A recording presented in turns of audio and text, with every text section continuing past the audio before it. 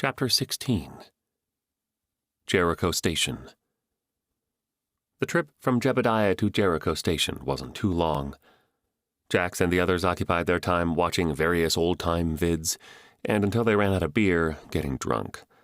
Despite the overall failure of the job, doing the right thing and surviving more than one Imperial entanglement were enough to keep their collective spirits up. It helped that all the room swapping and awkwardness of their earlier trip was over, so everyone could get a better night's sleep. Jericho Station was a very different design from Kelso.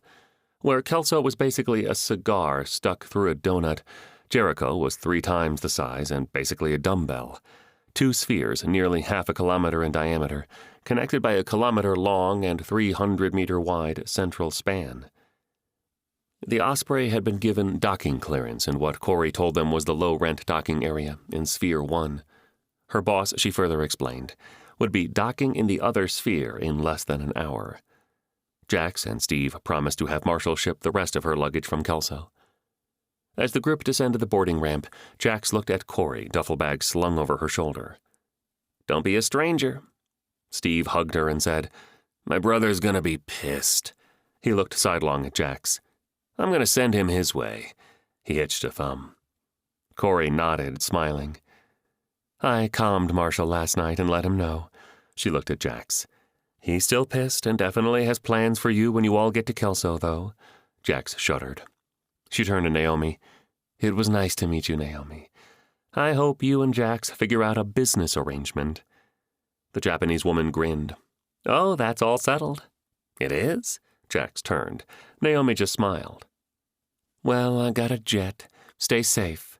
I'm pretty sure you," pointing at Jax, "haven't seen the last of the Crimson Orchid. Hopefully that Ichiko guy doesn't remember the rest of our names." Naomi wanted to do some digging from a computer network that wasn't Kelso, so while she and Rudy worked, Jax and Steve went off in search of dinner and supplies. The 2 men were finishing a taking dinner back to Naomi beer when Jax's G-phone buzzed. He took it out and when he saw the screen, made a face, holding the device out for Steve to see the screen. No ident blinked across the screen. "Crimson Orchid?" Jax guessed. Steve nodded slowly. "Or someone trying to sell you real estate on New Terra." Jax pressed the accept button. "Hello, Mr. Caruso.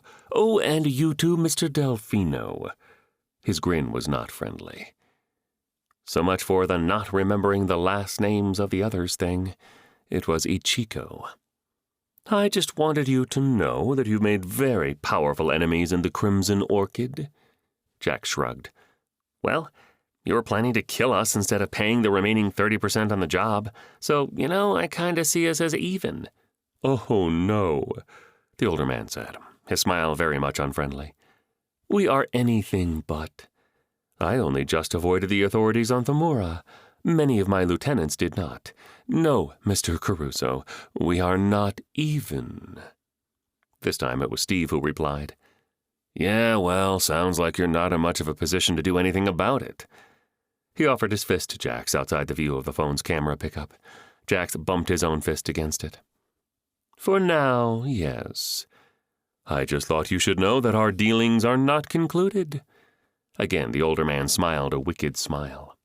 "Remember, we know where you live." Jax's face went flat. "You do. And you should remember how easy it was to get the imps on your ass." He winked. "Something to think about." He ended the call. Steve looked at him. "You're an idiot." "So a second chance is out of the question?" Jax asked as he finished his beer. He flagged down their server. "We're ready to go if our food is." She nodded. "I'll go get it." Steve hadn't moved. But when Jax looked back to him, he smiled. "Not a chance in hell.